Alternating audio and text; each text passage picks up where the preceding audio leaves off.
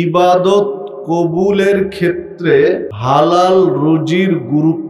ইবাদত কবুলের জন্য হালাল রুজির গুরুত্ব একটু ভিন্নভাবে বললে বলা যেতে পারে হারাম ভক্ষণের ভয়াবহতা, হালাল ভক্ষণের সুফলতা, হারাম ভক্ষণের ভয়াবহতা। উল্লেখিত বিষয়ের উপরে কোরআন মাজিদ, সহিহ হাদিস, প্রাসঙ্গিক কিছু কথা বলে আলোচনার ইতি টানব ইনশাআল্লাহ। ওয়া তাওফীকি ইল্লা বিল্লাহ আলাইহি তাওয়াক্কালতু ওয়া ইলাইহি উনীব। সম্মানিত দ্বীনি ভাতৃমণ্ডলী, এই রকম দ্বীনি বৈঠকের গুরুত্ব অনেক বেশি। নবী মুহাম্মদ সাল্লাল্লাহু আলাইহি ওয়াসাল্লাম বলেছেন, সহিহ বুখারীতে হাদিসটি রয়েছে, লা গুদওয়াতুন ফি সাবিলিল্লাহ আও রাওহা খায়রুম মিনাদ দুনিয়া ওয়া মা ফিহা। কেউ যদি সকালে কিংবা সন্ধ্যায় একটু সময় আল্লাহর সন্তুষ্টির জন্য ব্যয় করে, আল্লাহর সন্তুষ্টির জন্য একটু সময় যদি কেউ ব্যয় করে, খায়রুম মিনাদ দুনিয়া ওয়া মা ফিহা, দুনিয়া এবং দুনিয়ার মধ্যে যা কিছু আছে তার চেয়ে উত্তম কাজ সে করল। আল্লাহর সন্তুষ্টির জন্য যারা আজকের বৈঠকে এসেছেন, আল্লাহর সন্তুষ্টির জন্য দ্বীনের কথা কিছু শুনবেন, যে ভুল ত্রুটিগুলো আছে সংশোধন করে নেবেন, যেগুলো ভালো কল্যাণকর সেগুলো আমল করবেন, আল্লাহর খুশি করার জন্য এই নিয়ত নিয়ে যারা এসেছেন, হাদিসের পরিভাষায় গোটা পৃথিবী যদি এক পাল্লায় দেওয়া হয় আর এই সময়টুকু যদি অপর পাল্লায় দেওয়া হয়, তাহলে এই সময়টুকুর মূল্য বেশি হবে গোটা পৃথিবীর চেয়ে। কারো কাছে মনে হতে পারে যে এটা কি করে সম্ভব, গোটা পৃথিবীর চেয়ে এই 2 ঘন্টা 3 ঘন্টা সময়ের মূল্য বেশি কি করে হতে পারে, কেউ ভাবতে পারে না। ইবনে মাজার মধ্যে একটি হাদিস রয়েছে, রাসূলুল্লাহ সাল্লাল্লাহু আলাইহি সাল্লাম বলেছেন, আল্লাহ রাব্বুল আলামিন জাহান্নাম যার নসিবে রয়েছে, যার ফলাফল হলো জাহান্নাম, এই রকম একজন ব্যক্তিকে আল্লাহ রাব্বুল আলামিন, যে জাহান্নাম যেতে হবে যাকে, এই রকম একজন ব্যক্তিকে নির্বাচন করবেন। দিয়ে আল্লাহ রাব্বুল আলামিন বলবেন, বান্দা, কোনো কিছুর বিনিময়ে যদি তোমাকে জাহান্নাম থেকে মুক্তি দিতে চাই, তাহলে তুমি আমাকে কি দিবে? বুঝতে পেরেছেন কি কথাটা? যে কোনো কিছুর বিনিময়ে তোমাকে জাহান্নাম থেকে মুক্ত করে দেব, তাহলে তুমি আমাকে কি দিবে? তখন লোকটা জবাব দিবে যে, আল্লাহ, যদি গোটা পৃথিবী দিয়ে জাহান্নাম থেকে মুক্ত হওয়ার সুযোগ থাকে, তো আমি গোটা পৃথিবী দিতে রাজি আছি জাহান্নাম থেকে মুক্তি পাওয়ার জন্য। মানে গোটা পৃথিবী দিয়ে জাহান্নাম থেকে মুক্ত হওয়া সম্ভব নয়। সম্মানিত উপস্থিতি, এইরকম একটা বৈঠকের বদৌলতে জাহান্নাম থেকে মুক্ত হওয়া যেতে পারে। কিভাবে? তাবারানী মুজামুল আওসাতের মধ্যে একটি হাদিস রয়েছে, নবী মুহাম্মদ সাল্লাল্লাহু আলাইহি ওয়াসাল্লাম বলেছেন, যখন কিছু মানুষ এক জায়গায় একত্রিত হয়, জমা হয় এক জায়গায় আল্লাহর সন্তুষ্টির জন্য। অন্য হাদিসে রয়েছে, যেখানে কোরআন তেলাওয়াত হয়, হাদিস পেশ করা হয়, কোরআন এবং হাদিসের আলোকে আলোচনা পর্যালোচনা হয়। এই বৈঠকে যখন কিছু মানুষ একত্রিত হয় আল্লাহর সন্তুষ্টির জন্য, যখন বৈঠক শেষ, সভা শেষ, মাহফিল শেষ, ওয়ানাদা মুনাদিম মিনাস সামা, আসমান থেকে আল্লাহ ডাক দেন ওই লোকগুলোকে যারা শেষ পর্যন্ত আছেন, তাদেরকে আল্লাহ আসমান থেকে ডাক দিয়ে বলেন, কুমু মাগফুরান লাকুম, এবার উঠো, দাঁড়াও, যাও, তোমাদের পাপ ক্ষমা হয়ে গেছে। কে বলেন? আল্লাহ বলেন। আল্লাহ ব্যতীত আর কেউ আছে মানুষের পাপ ক্ষমা করতে পারে? কোনো পীর ফকির পারে? ওলিয়া উলিয়া পারে? কোনো নবী বা রাসূল কারো পাপ ক্ষমা করতে পারবে? হ্যাঁ, নবী রাসূল এর মধ্যে যাদেরকে আল্লাহ অনুমতি দিবেন তারা সুপারিশ করতে পারবে। আল্লাহর কাছে সুপারিশ করার সুযোগ পাবেন অনুমতি সাপেক্ষে, যে আল্লাহ এই লোকটাকে ক্ষমা করে দিও। আল্লাহ চাইলে ক্ষমা করবেন বা করবেন না, সেটা আল্লাহর বিষয়, কিন্তু সুপারিশ করার অনুমতিটা পাবেন, এতটুকুই। কিন্তু ক্ষমা করতে পারবেন। ক্ষমা করার একমাত্র মালিককে। এইরকম দিনই বৈঠক, কোরআন এবং সুন্নাহর বৈঠক শেষে আল্লাহ ডাক দিয়ে বলেন যে এবার উঠো, যাও, তোমাদের পাপ ক্ষমা হয়ে গেছে। যিনি ক্ষমা করার মালিক তিনি বলেন ক্ষমা হয়ে গেছে, এবার যাও। দ্বিতীয় কথা বলেন ফাকাদ বুদ্দিলাত সাইয়্যাতুকুম হাসানাত, তোমাদের যত পাপ ছিল পাপগুলোকে নেকি দিয়ে বদলিয়ে দেওয়া হয়েছে। তাহলে দিনই বৈঠকের বদৌলতে সারা জীবনের পাপ ক্ষমা হয়, পাশাপাশি পাপগুলো কি হয়ে যায়? নেকি হয়ে যায়। তো একটা মানুষের পাপ যদি ক্ষমা হয়ে গিয়ে পাপ নেকি হয়ে যায়, তাহলে ওই ব্যক্তিটা কোথায় যাবে? জান্নাতে। গোটা পৃথিবী দিয়ে জান্নাত পাওয়া সম্ভব নয় যদি ফলাফল জাহান্নাম হয়ে যায়। মানে আরেকটু সহজ বলি, গোটা পৃথিবী ঘুষ দিয়ে জান্নাত পাওয়া সম্ভব নয়। একটা দিনই বৈঠকের বদৌলতে আল্লাহর সন্তুষ্টির জন্য উপস্থিত হয়ে জাহান্নাম থেকে মুক্ত হওয়া সম্ভব। তাহলে এই রকম বৈঠকের গুরুত্ব আছে না নেই? আপনাদের এটা প্রথম মাহফিল, তাই না? বাইতুস সালাত, চমৎকার নাম মসজিদের, বাইতুস সালাত জামে মসজিদ। বাইতুস সালাত মানে কি? জি, সালাতের ঘর। বাইতুস সালাত মানে সালাতের ঘর। সালাতের ঘর মানে নামাজের ঘর। নামাজ না বলে সলাত দিয়েছেন, সেটাই ভালো, কারণ এই ইবাদতটার নাম সলাত। এটা কে নির্ধারণ করেছেন? আল্লাহ করেছেন। বিধায় আল্লাহর দেওয়া নাম দিয়ে ইবাদতটাকে ডাকাই বেশি ভালো। আপনি আমি যেই নামই দেই না কেন, আল্লাহর দেওয়া নামের চেয়ে কি ইবাদতটা বেশি ভালো হবে? তা আল্লাহর পছন্দনীয় নাম এই ইবাদতটার নাম সলাত। আল্লাহ রাব্বুল আলামিন কোরআন মাজিদে 82 জায়গায় ইবাদতটাকে সলাত হিসাবে ডেকেছেন, একটা দুইটা জায়গায় না। এক জায়গা তো কিন্তু নামাজ বলেননি। নামাজ ফার্সি শব্দ, আরবি শব্দ না। তো আল্লাহর দেওয়া নাম দিয়ে আপনারা মসজিদের নাম রেখেছেন বাইতুস সালাত, সুন্দর। তো যেহেতু এটা আপনাদের প্রথম বার্ষিক ইসলামী জালসা, বিধায় আশপাশে যারা ঘোরাফেরা করছেন, দোকানপাটে অযথা সময় নষ্ট করছেন, তাদের দৃষ্টি আকর্ষণ করব যে সময় নষ্ট না করে আসুন, প্যান্ডেলে বসুন। তাহলে যারা আয়োজন করেছেন, এটা যেহেতু প্রথম, তারা অনুপ্রাণিত হবেন, আগামী দিনের পথ চলা সহজ হবে। আগামী বছরগুলোতে আয়োজন করতে তারা আরো বেশি উৎসাহ পাবেন আপনারা যদি সাড়া দেন। সম্মানিত উপস্থিতি, বিধায় আপনারা যারা উপস্থিত হয়েছেন তারা একটু মনোযোগ দিয়ে শুনবেন। যারা বাহিরে আছেন তাদেরকে আসার জন্য বিশেষভাবে আহ্বান জানাচ্ছি। হতে পারে আজকের একটা মাহফিলের বদৌলতে সারা জীবনের পাপ ক্ষমা হয়ে যেতে পারে। পারে না? পারে না? পারে না? আপনাদের জানা আর একটা ঘটনা বলে আমি আমার মূল আলোচনায় যাব। সহিহ বুখারীতে একটি হাদিস রয়েছে, যে ঘটনা কম বেশি আপনারা সবাই জানেন। স্মরণ করিয়ে দিই। বনি ইসরায়েলের একজন লোক 99 জনকে হত্যা করেছিল। মনে পড়ে ঘটনা? মনে পড়ে তো? 99 জনকে হত্যা করার পরে গিয়ে একজনকে জিজ্ঞাসা করলো, একজন জ্ঞানী মানুষকে, যে আমি তো 99 জনকে হত্যা করেছি, আমার কি ক্ষমার কোনো সুযোগ আছে? আমার পাপ কি ক্ষমা হবে? তখন লোকটা জবাব দিল যে 99 জনকে খুন করে তুমি পাপ ক্ষমা নেওয়ার চিন্তা করো না, তোমার পাপ ক্ষমা হবে না, সম্ভব না তোমার পাপ ক্ষমা হওয়া। তুমি একটা দুইটা না, কয়জন মানুষকে মেরেছ? 99 জন মানুষকে হত্যা করেছে।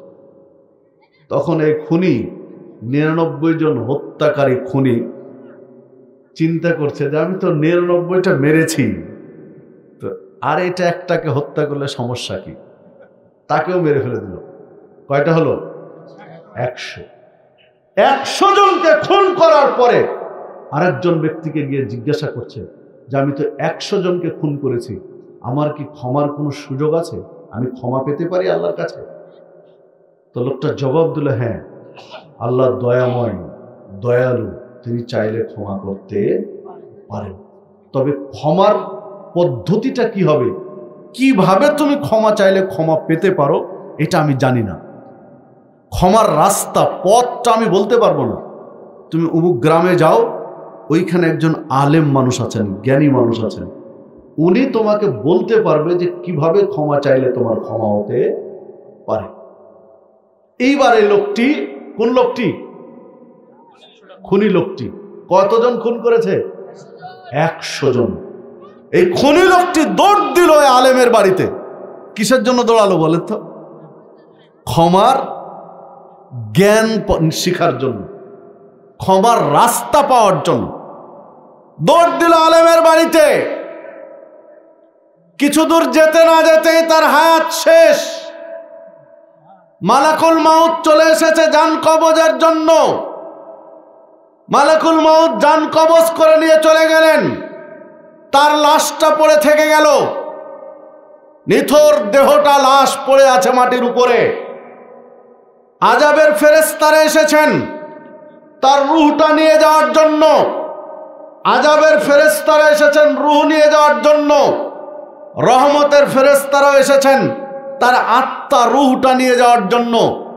আযাবের ফেরেশতাদের যুক্তি হলো, লোকটার আমল নামায় 100 জন হত্যার পাপ লেখা আছে, 100 জন খুনের পাপ তার আমল নামায় লেখা আছে, বিধায় আযাবের ফেরেশতারা চাচ্ছেন আমরা নিয়ে যাব।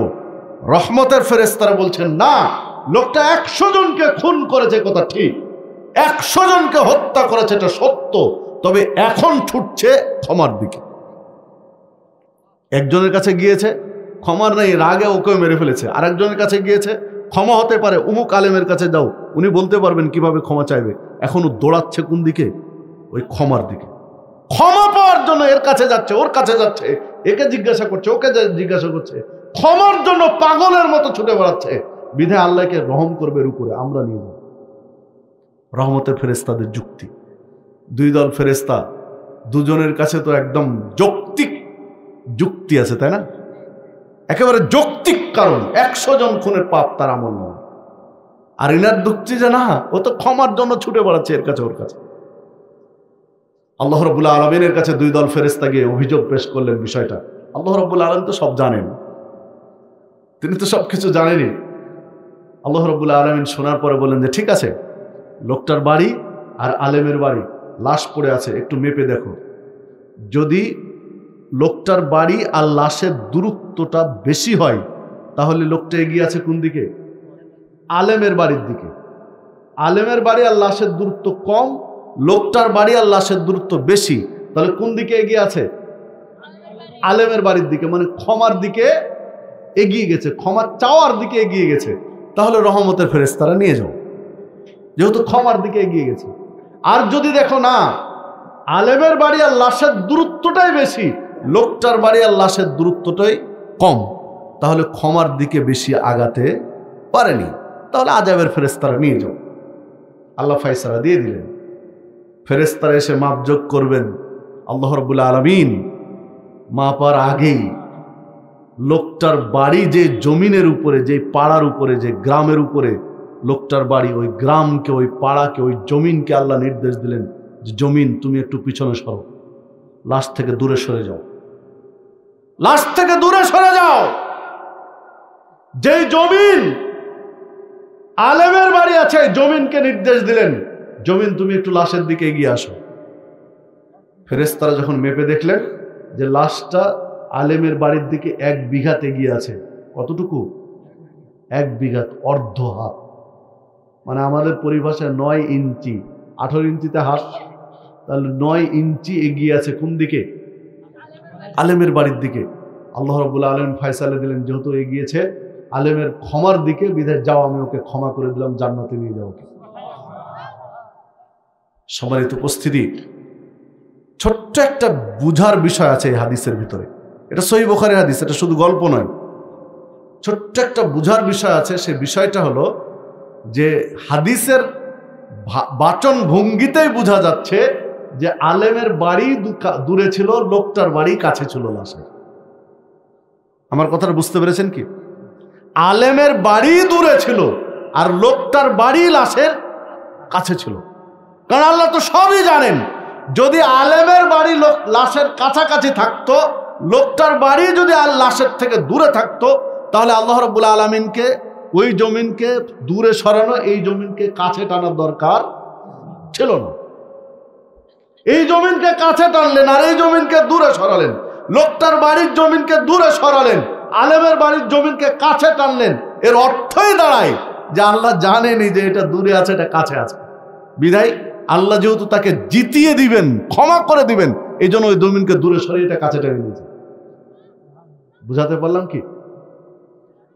ক্ষমার দিকে এগিয়ে যাওয়ার জন্য, ক্ষমার জ্ঞান শিখার জন্য বাড়ি থেকে বের হয়েছে, ক্ষমা পাওয়ার জন্য বাড়ি থেকে রাস্তায় বের হয়েছে। আল্লাহ এত খুশি হলেন যে এইভাবে একটা প্রসেসিং করে, একটা পরিবেশ তৈরি করে লোকটাকে কি করলেন? ক্ষমা করে দিলেন। ক্ষমার জায়গাতে কি যেতে পেরেছিল? আলেমের কাছে কি যেতে পেরেছিল? ক্ষমার জ্ঞান যাওয়ার ওই জায়গায় কি পৌঁছতে পেরেছিল? পারেনি। 100 জনকে খুন করে, 100 জনকে হত্যা করে ক্ষমার জায়গায় পৌঁছতে না পারেও আল্লাহ তাকে ক্ষমা করে দিয়েছেন। আপনি আমি তো খুন করিনি, খুন করেছি কি? আপনি আমি এইরকম একটা, যেখানে কোরআন এবং সুন্নাহর আলোচনা হবে, ক্ষমার আলোচনা হবে, এই রকম জায়গায় পৌঁছে গেছি, আলোচনা শুনছি। আল্লাহ আপনাকে আমাকে ক্ষমা করতে পারেন না? শুধু ইখলাস ঠিক রাখেন, নিয়ত ঠিক রাখেন, আল্লাহর সন্তুষ্টির জন্য শুনেন, জানার চেষ্টা করেন, মানার চেষ্টা করেন। আল্লাহ চাইলে সারা জীবনের পাপ ক্ষমা করে দিতে পারেন। সারা পৃথিবীর মানুষকে, আপনারা যে কয়জন আছেন শুধু সে কয়জন না, আচ্ছা, সারা পৃথিবীর মানুষকে যদি আল্লাহ ক্ষমা করে দেন, আল্লাহর কমে যাবে? কমবে কি? সারা পৃথিবীর মানুষকে যদি আল্লাহ একসাথে ক্ষমা করে দেন, আল্লাহর কমবে না। তার কোনো কমতি নেই। তাই তো তিনি আল্লাহু আকবার। আল্লাহু আকবার মানে কি? আল্লাহ সবচেয়ে বড়। আল্লাহু আকবার মানে কি? আল্লাহ সবচেয়ে বড়। আল্লাহ কত বড় বলেন তো? আল্লাহ কত বড়? কেউ বলতে পারবেন আল্লাহ কত বড়? সবচেয়ে বড়। আল্লাহকে আপনি যত বড় বলতে সক্ষম, আল্লাহ তার চেয়ে বড়। আল্লাহকে আপনি যত বড় ভাবতে, কল্পনা করতে সক্ষম, আল্লাহ তার চেয়ে বড়। আল্লাহু আকবার। সম্মানিত উপস্থিতি, তো আল্লাহ রাব্বুল আলামিনের কাছে প্রার্থনা জানাই যে আল্লাহ, আমরা যারা এসেছি, আমরা শুনছি আলোচনা, আল্লাহ তুমি আমাদেরকে ক্ষমা করে দিও, আমাদের পাপগুলো ক্ষমা করে দিয়ে আমাদের পাপগুলোকে নেকিতে পরিণত করে দিও। আল্লাহুম্মা আমিন। আমরা শেষ পর্যন্ত থাকবো তো ইনশাআল্লাহ?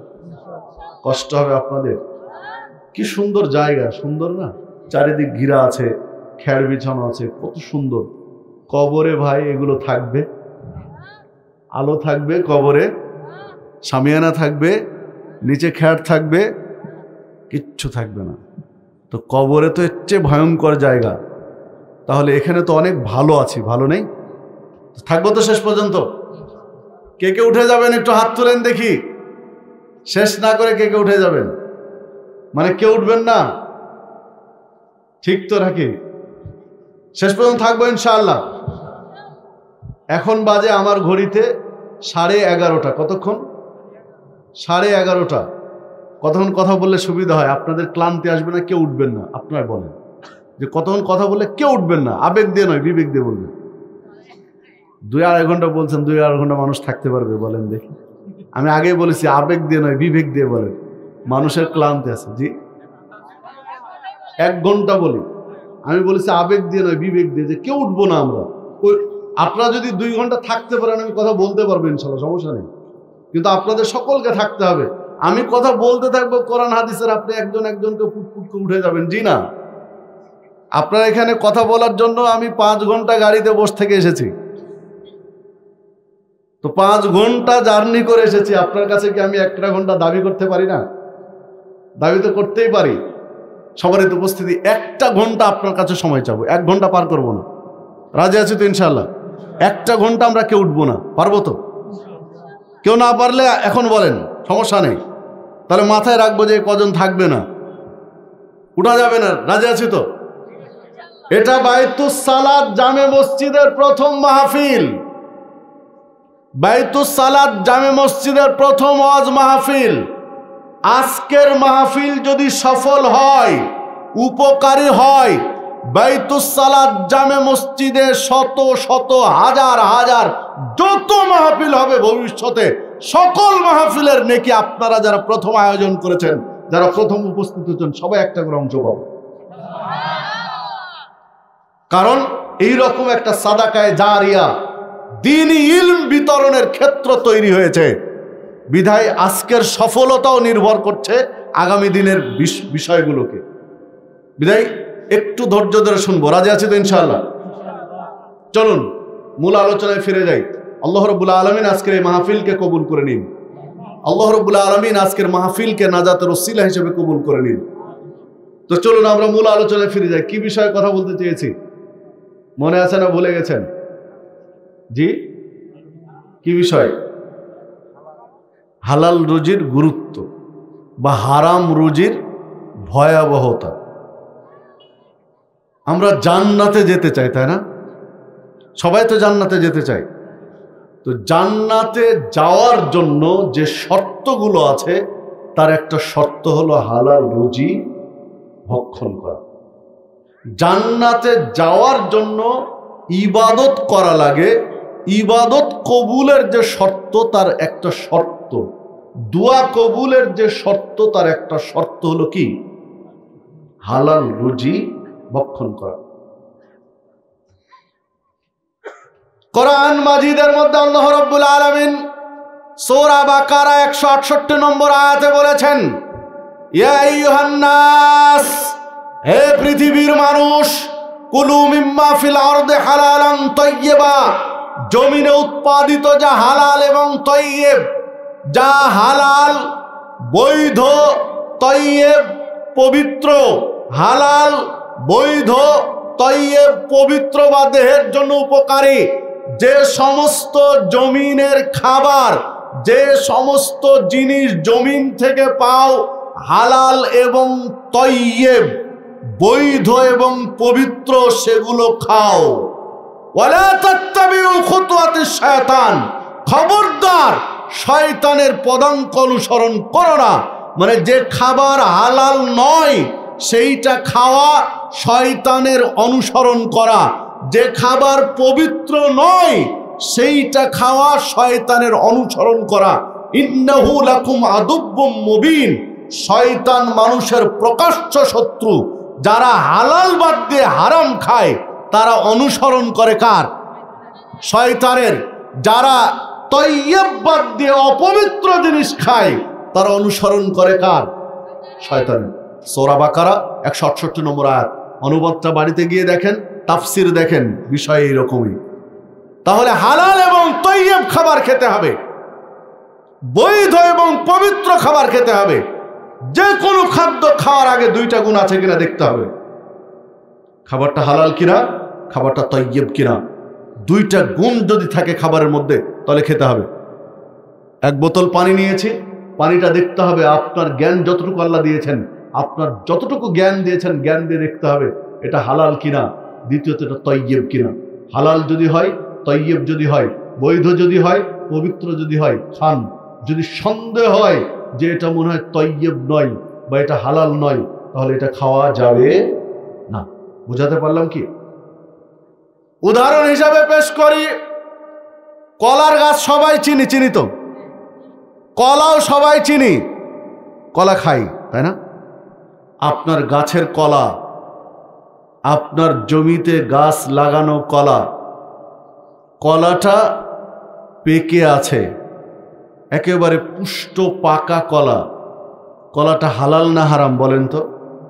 হালাল। কলাটা তৈয়ব না তৈয়ব না? তৈয়ব। খাওয়া যাবে না যাবে না? যাবে। একই জিনিস আপনি আর একজনের গাছ থেকে একদম কলার গাছেই পাকা কলা, গাছেই পেকে আছে, কলাটা চুরি করে নিয়ে চলে আসলেন। এবার বলেন কলাটা হালাল না হারাম? হারাম। তৈয়ব না তৈয়ব নয়? তৈয়ব। তৈয়ব।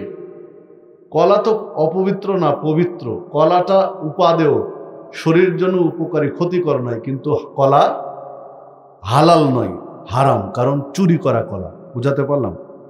কারণ অন্যের গাছের কলা হারাম, কিন্তু কলাটা তার তৈয়ব গুণটা ঠিক আছে, দেহের জন্য উপকারী গুণটা ঠিক আছে, কিন্তু হালাল নয়, তাহলে খাওয়া যাবে না।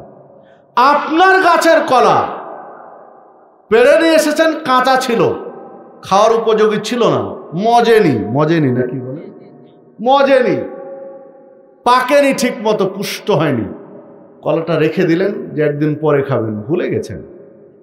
পরের দিন খাওয়া দরকার ছিল, ভুলে গেছেন। 4-5 দিন পরে মনে হচ্ছে যে একটা কলা পেড়ে রেখেছিলাম, আমার গাছেরই কলা, বের করে দেখছেন কলাটা পচে গেছে, পোকা হয়ে গেছে। এবার বলেন কলাটা হালাল না হারাম?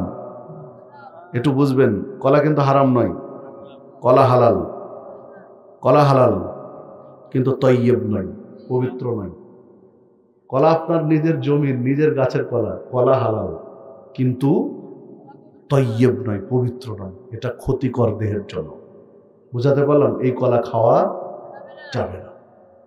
তাহলে দুইটা গুণই লাগবে, হালালও থাকতে হবে, তৈয়বও থাকতে হবে। আপনার নিজের গাছের তাই আপনি খাবেন, জি না, তৈয়ব হতে হবে, দেহের জন্য উপকারী হতে হবে, ক্ষতিকর নয়। আল্লাহ রাব্বুল আলামিন এই নীতিমালা দিয়েছেন কোরআন মাজিদের মধ্যে, রাসূলুল্লাহ সাল্লাল্লাহু আলাইহি ওয়াসাল্লাম হাদিসে উসুল নীতিমালা দিয়েছেন, লা দরারা ওয়ালা দিরারা, যেটা ইবনে মাজার মধ্যে হাদিসটি রয়েছে, যে নিজের ক্ষতি হয় কিংবা অন্যের ক্ষতি হয় এই জিনিস খেতে পারবে না, এই জিনিস করতে পারবে না। নিজের ক্ষতি হবে এইটা খেতে পারবে না। তুমি খেয়েছো কিন্তু আরেকজনের ক্ষতি হবে, তুমি খাওয়ার কারণে আরেকজনের ক্ষতি হবে, তোমার ক্ষতিও হবে, আরেকজনের ক্ষতি হবে, এই জিনিসও খেতে পারবে না। এটা উসুল নীতিমালা, এটা উসুল নীতিমালা। দুধের বাচ্চা দুধ খায় মায়ের, এই বাচ্চার ঠান্ডা লেগেছে, নিউমোনিয়া হয়েছে, মা আইসক্রিম খেতে পারবে না? পারবে না? বলেন জি, পারবে না। ডাক্তার নিষেধ করে। কেন নিষেধ করে? বাচ্চার ক্ষতি হবে। ক্ষতি হবে কার? বাচ্চার। পেটে বাচ্চা আছে, গর্ভবতী মা, গর্ভবতী মা, কৃমি ডিস্টার্ব করছে পেটে, কৃমির ওষুধ খেতে দেয় না? দেয় না ডাক্তার? দেয় না। কেন? বাচ্চার ক্ষতি হবে। লা দরারা ওয়ালা দিরারা, নিজের ক্ষতি হয় কিংবা অন্যের ক্ষতি হয়, এই জিনিস খেতে পাবে না। কি সুন্দর নীতিমালা দেখেন ইসলামের। তাহলে হালাল এবং তৈয়ব, নিজের ক্ষতি হবে না, অন্যের ক্ষতি হবে না, এই খাবারগুলো আপনাকে আমাকে বেছে নিতে হবে। হারাম খাদ্য এই দেহে প্রবেশ করানো যাবে না। আনা আবি হুরায়রা রাদিয়াল্লাহু قال رسول الله صلى الله عليه وسلم, আবু হুরায়রা রাদিয়াল্লাহু আনহু বলেন, রাসূলুল্লাহ সাল্লাল্লাহু আলাইহি ওয়াসাল্লাম বলেছেন, ইন্নাল্লাহা তাইয়্যিব লা ইয়াকবালু ইল্লা তাইয়্যিব, আল্লাহ পবিত্র, আল্লাহ পবিত্র ছাড়া অপবিত্র জিনিস গ্রহণ করেন না, কবুল করেন না। আল্লাহর জাত, আল্লাহর সত্তা পুত পবিত্র, তিনি পবিত্র ছাড়া অপবিত্র জিনিস কবুল করেন না। ওয়া আন্নাল্লাহা আমারাল মুমিনিনা বিমা আমারা বিহিল মুরসালিন, নবী রাসূলদেরকে আল্লাহ যে নির্দেশ দিয়েছিলেন অতীতে, একই নির্দেশ মুমিনদেরকে দিয়েছেন। সুম্মা যাকারার রাজুল ইউতিলিস সাফার আশআসা ওয়া আকবারা ইয়ামুদ্দু ইয়াদাইহি ইলাস সামা, এরপরে একটা মুসাফিরের উদাহরণ দিলেন আল্লাহ রাসূল সাল্লাল্লাহু আলাইহি সাল্লাম। যেই লোকটা মুসাফির আসমানের দিকে হাত তুলে দোয়া করছে, ইয়া রব্বি ইয়া রব্বি, হে আমার প্রভু, হে আমার প্রভু, আল্লাহর কাছে মুনাজাত করছে, আল্লাহ ক্ষমা করো, আল্লাহ এইটা দাও, ওইটা দাও, আল্লাহর কাছে ইয়া রব্বি বলে মুনাজাত করছে। ও মাতামু হারামুন, অথচ যে খাবারটা খেয়েছে এই খাবারটা ছিল হারাম। অমাশরাবু হারামুন, যে পানি পান করেছে এই পানিটা ছিল হারাম। অমালবাসু হারামুন, যে পোশাক পরে আছে এই পোশাকটাও হারাম। হয় পোশাকটাই হারাম, না হলে পোশাকটা কেনা আছে হারাম টাকা দিয়ে। অগুদ্দেবিল হারাম, তার শরীরের রক্ত গোস্ত হাড় হাড্ডি গঠন হয়েছে, বড় হয়েছে হারাম খাদ্য দিয়ে। ফান্না ইস্তাজবিল যালিক, কিভাবে আল্লাহ তার দোয়া কবুল করবেন, কিভাবে আল্লাহ তার ইবাদত করবেন কবুল করবেন, কিভাবে আল্লাহ তার প্রার্থনা কবুল করবেন? কেননা আল্লাহ হালাল ছাড়া হারাম কবুল করেন না। সহিহ মুসলিমের 2393 নম্বর হাদিস। সম্মানিত উপস্থিতি, মুসাফির যদি ইয়া রব্বি বলে দোয়া করে, মোনাজাত করে, তার খাবার হারাম বা পানি হারাম বা পোশাক হারাম, কোন একটা যদি হারাম হয়, মুসাফিরের দোয়া কবুল হবে না। ছোট্ট একটা বোঝার বিষয় আছে এখানে। মুসাফিরকে দিয়ে উদাহরণ কেন দিলেন? উদাহরণ তো দেওয়া যেত অনেককে, মুসাফিরকে দিয়ে কেন উদাহরণ দিলেন? আর একটা হাদিস বুঝলে এই হাদিসকে বোঝা সহজ হবে। তিরমিজির 1905 নম্বর হাদিস, রাসূলুল্লাহ সাল্লাল্লাহু আলাইহি ওয়াসাল্লাম বলেছেন, সালাসু দাওয়াতিন মুস্তাজাবাতুন লা শাক্কা ফিহিন্না,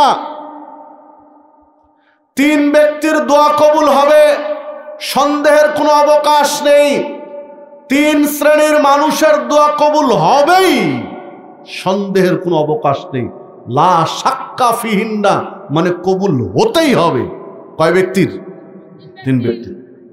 3 ব্যক্তির এক ব্যক্তি হচ্ছে দাওয়াতুল মুসাফির। মুসাফির যদি দোয়া করে তো কবুল হবেই হবে, মুসাফিরের দোয়া কবুল হবেই। দাওয়াতুল মাজলুম, মাজলুম যদি দোয়া করে জালেমের বিরুদ্ধে তো দোয়া কবুল হবেই, কোনো সন্দেহ নেই। একটু আগে না হয় একটু পরে কবুল হবে। খবরদার জালেম হবেন না, মাজলুমের কাতারে থাকেন। জালেম হয়েছেন মানে বিপদে পড়েছেন, জালেম হয়েছেন মানে নিশ্চিত আপনার বিপদ সামনে আছে। একটু দেরি হবে, নাহলে একটু আগে হবে। মাজলুম হন, বিজয় আপনার হবে। ইতিহাস তার প্রমাণ। নমরুদ জালেম ছিল না মাজলুম ছিল? জালেম। মাজলুম কে ছিলেন? মুসা আলাইহিস সালাম। সারা পৃথিবী খুঁজে একজনের নাম বের করতে পারবেন যার নাম নমরুদ? পারবেন? মুসা পাওয়া যাবে না? ওটা যাবে না? হাজার হাজার মানুষের নাম মুসা। দেখেন, জালেম ইতিহাসের আস্থা করে নিক্ষিপ্ত হয়েছে, আর যে মাজলুম ছিলেন তিনি মানুষের শ্রদ্ধায় ভাসছে। ফেরাউন জালেম ছিল না মাজলুম ছিল? জালেম ছিল। ফেরাউন একজন আছে গোটা পৃথিবী খুঁজে ফেরাউন নামে। আবু জাহাল জালেম ছিল না মাজলুম ছিল? জালেম। আবু জাহালের পতন হয়েছে না হয়নি? সারা বিশ্বে গোটা পৃথিবীতে একজন হিন্দু, ইহুদি, খ্রিস্টানের নাম আবু জাহাল কেউ আছে? হিন্দু তার ছেলের নাম আবু জাহাল রাখে না। জালেম ছিল, খুব দাপট ছিল, ক্ষমতার বড়ায় খুব দেখিয়েছে, ইতিহাসের আস্থা করে নিক্ষিপ্ত হয়েছে। মাজলুম ছিলেন মুহাম্মদুর রাসূলুল্লাহ সাল্লাল্লাহু আলাইহি ওয়াসাল্লাম। দেখেন, নাম শুনে আমরা বলছি কি সাল্লাল্লাহু আলাইহি ওয়াসাল্লাম, ভক্তি ভরে শ্রদ্ধা করছে। কাকে? মাজলুমকে। ভক্তি ভরে শ্রদ্ধা মাজলুমের উপরে, জালেমের উপরে। ইতিহাস খুঁজেন, হাজার হাজার বছরের পুরো ইতিহাস তাই। জালেমকে মানুষ শুধু তার জুলুম থেকে বাঁচার জন্য তৎক্ষণাৎ কিছু তো সমাধি করে, সব জুলুম থেকে বাঁচার জন্য নমো করে, না হলে জুলুম করবে, এই জুলুম থেকে বাঁচার জন্য করে, স্থায়ী নয়। আর মাজলুমকে মানুষ হৃদয় থেকে শ্রদ্ধা করে যুগ যুগ ধরে। সম্মানিত উপস্থিতি, বাংলাদেশের প্রেক্ষাপট তো নতুন করে বলার দরকার আছে? দরকার নাই। জালেম হবেন না, মাজলুম হন। আল্লাহ রাসূল সাল্লাল্লাহু আলাইহি ওয়াসাল্লাম বলছেন, আমি তোমাদের জয়ীফ দুর্বলদের মাঝে থাকতে চাই। আল্লাহ রাব্বুল আলামিন দুর্বলদের কারণে পৃথিবীতে রিজিক পাঠান, জালেমদের জন্য না। আল্লাহ রাসূল সাল্লাল্লাহু আলাইহি ওয়াসাল্লাম মুআজকে যখন ইয়ামানে পাঠাচ্ছিলেন দিন প্রচারের জন্য, তখন নসিহত করেছিলেন, খবরদার তুমি জালেম হবে না, মাজলুম হয়ে থাকবে। কারণ মাজলুম আর আল্লাহর আরশের মধ্যে কোনো পর্দা থাকে না। মাজলুম যা বলে আল্লাহকে, আল্লাহ সেটাই মেনে নেয়, আল্লাহ কবুল করে নেয়। সহিহ বুখারীর হাদিস। বিধায় মাজলুমের বদদুয়ার কবলে পড়বে না। আল্লাহ রাসূল সাল্লাল্লাহু আলাইহি ওয়াসাল্লাম বলছেন,